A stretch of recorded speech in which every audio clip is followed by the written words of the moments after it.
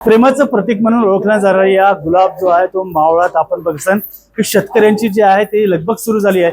बाहेर देशात जो आहे हा इथला जो हा मावळचा गुलाब हा मोठ्या प्रमाणात निर्यात केला जातो आणि त्याच्यासाठी तो पाठवण्यासाठी आता इथल्या ज्या शेतकऱ्यांची जी आहे ते लगबग सुरू असल्याचं आपल्याला दिसत आहे। या मावळातून लाखो फुलं जे आहेत ते बाहेर देशात जातात आणि बाहेर देशात मोठ्या प्रमाणात हॉलंड असेल किंवा ऑस्ट्रेलिया असेल या देशात प्रेमाचं प्रतीक म्हणून जाणारा जो गुलाब आहे तो मोठ्या प्रमाणात खरेदी केला जातो आणि त्याची आता या शेतकऱ्यांची आता लगबग सुरू आहे। ह्या वर्षी दरवर्षी सामान्य समजा जर विचार केला तर ह्या वर्षी तसं चित्र जरा वेगळं राहिलं।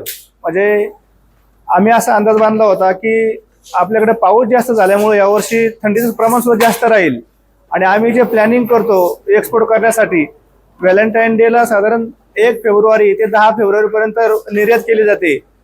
तर त्याच्या 50 ते 55 दिवस अगोदर आम्ही प्लॅनिंग करत असतो, कटिंग, बेंडिंग, क्लिनिंग, जेणेकरून व्हॅलेंटाईनच्या काळामध्ये आपलं प्रोडक्शन कसं जास्त येईल।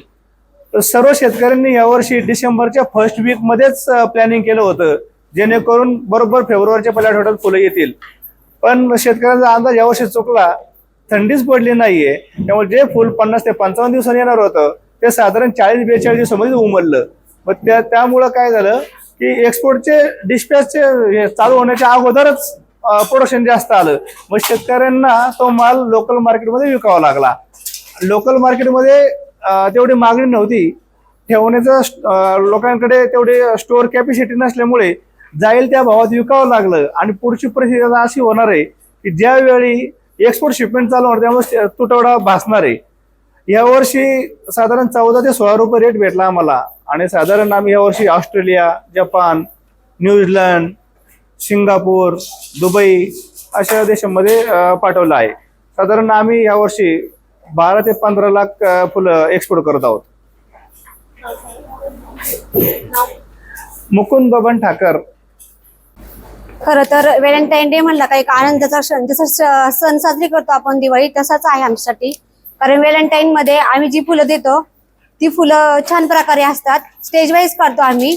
जो छान असेल तो एक्सपोर्ट केला जातो आणि जो थोडासा मीडियम असेल तो लोकल दिला जातो। आणि व्हॅलेंटाईन मध्ये आम्हाला आनंद हा असतो की आम्ही जी फुलं जी विकतो ती दुसऱ्यांपर्यंत जे प्रेमिकांना एकमेकांना मन जोडण्यासाठी मध्यस्थी म्हणून मार्ग केला जातो आणि त्यामध्ये आमचा आनंदाचा क्षण म्हणजे प्रेमाने दिलेलं प्रतीक आणि आम्ही जे फुले हे करतो ना ते छान वाटतं।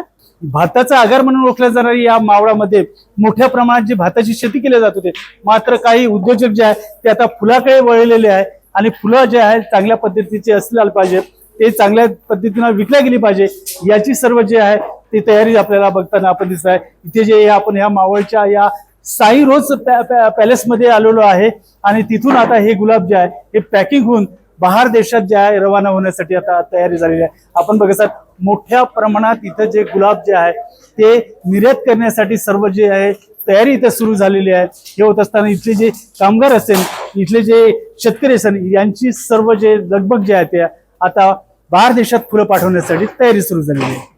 दिलीप कांबळे, साम टीव्ही, मावळ।